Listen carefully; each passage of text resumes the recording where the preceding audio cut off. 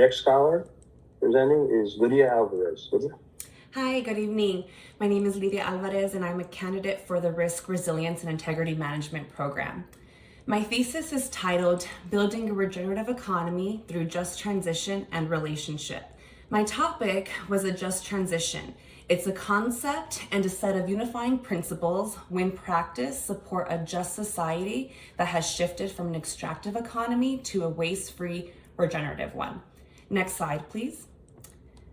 More specifically, my topic centers the Just Transition framework developed by Climate Justice Alliance and Movement Generation and designed to create a fair, equitable, and inclusive transition that balances the need of economic development with protecting workers, communities, and the environment.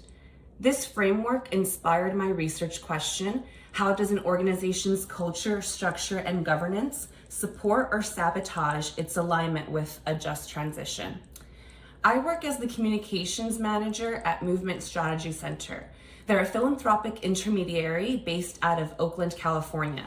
MSC provides values-aligned infrastructure services such as human resources, legal, and growth advice to incubate and accelerate the ideas of their partner organizations, all of whom share a vision of a just transition.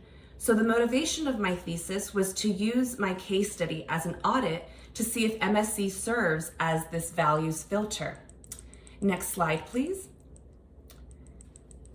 My research was based on a qualitative analysis of archival material and 14 in-depth interviews with current and former partners and staff members at MSC.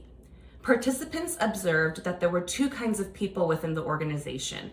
They included people who can situate far into the future and people who needed evidence now, or dreamers and realists, as I called them.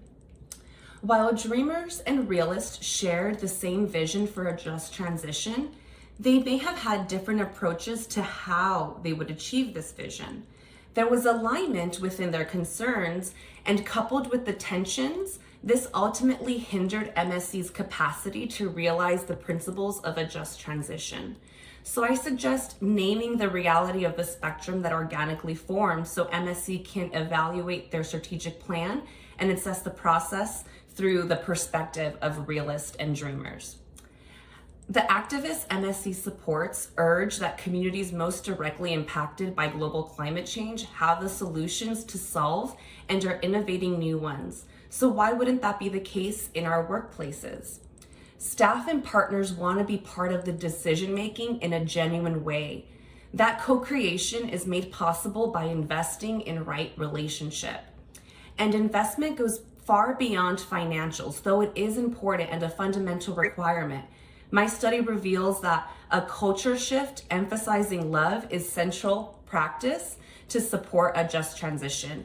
And it highlights that worker self-directed nonprofits and facilitative leadership as one of the approaches that organizations can take to build policies that distribute ownership throughout their organization.